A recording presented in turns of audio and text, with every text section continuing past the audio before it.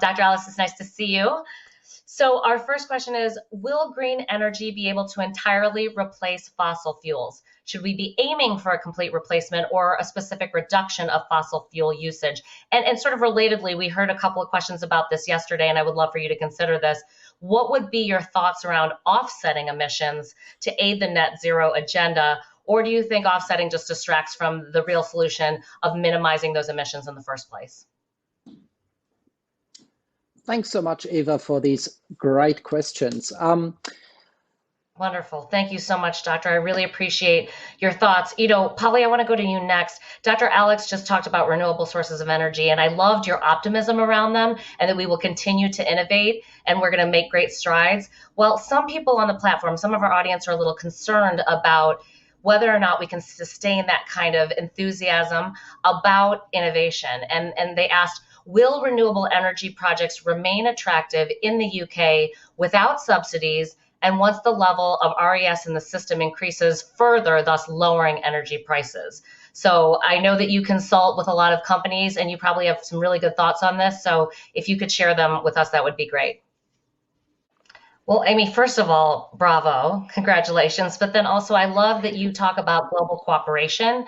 And so, Sam, I'm going to come to you and ask you a question that sort of also involves whether or not we can have some global cooperation around your area of expertise, and that's transport. So there was a lot of conversation between yesterday and today about the cost and feasibility concerns of more environmentally friendly transportation, specifically in developing nations. Whether electricity grids can keep up with demand, whether congested cities can actually accommodate charging stations that would be required, whether we could just use solar energy as a direct charging method.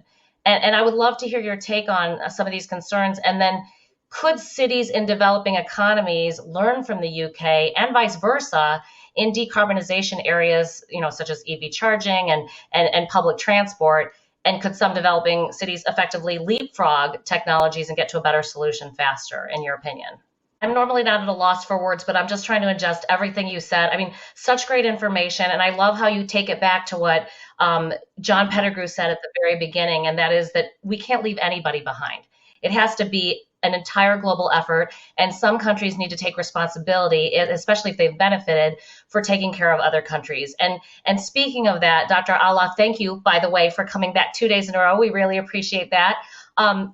There does have to be a balance, and one person asked in Slido, developing countries are discouraged to move to net zero since they have so little greenhouse gas emissions compared to the US and China. So first, what can be done about US and China? And second, why is it still important for developing countries to move to net zero as well, even if they don't bear the same responsibilities or do it at the same pace as some of these other industrialized nations? Well, that is wonderful. Thank you so much. I think when I promised an expert panel, I did not overpromise. I really appreciate this discussion so far. Dr. Nick, I would love your thoughts on what everyone's talked about, and I would love for you to carry us into the next portion of our discussion, if you don't mind. Absolutely, it'd be my pleasure, and it's fantastic to hear those inputs from the experts we've got on today's panel. Back to you. Dr. Nick and everybody, I can't tell you how grateful I am for you today. There were so many golden nuggets in this conversation. And as much as we identified as problems and things that we need to fix, there was so much enthusiasm and optimism coming out of each and every one of you. I love this idea. If we could, I've already got an idea. If anybody does commercials or advertising, go reflect on how everybody was so happy during COVID because planes weren't flying, because cars weren't on the road, because you could bike and spend some time outside with your friends. And it turned into a positive, and we could say, don't you want that world without the COVID again? Just so many great things here, and really that everyone can impact the world on a personal level, take stock in the things that we all do and say, how can I bake at a certain hour? Or in my case here in the US, we get credits for turning off the air conditioning. So we just, put on tank tops and shorts and we get $25 in the mail. How fantastic is that? So thank you everyone so much. You're all fabulous. I'm really excited that everyone got the opportunity to meet all of you. I encourage everyone to connect with these panelists and everybody else on this forum through the networking opportunities on the platform.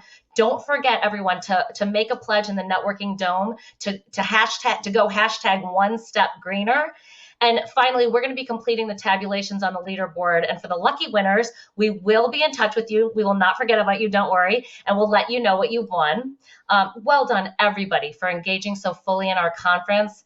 My name is Eva Saha. It has been my absolute honor and pleasure to serve as your host. Everyone be well, take care, and thank you for being a crucial part of the Green Revolution. Have a great one, everyone.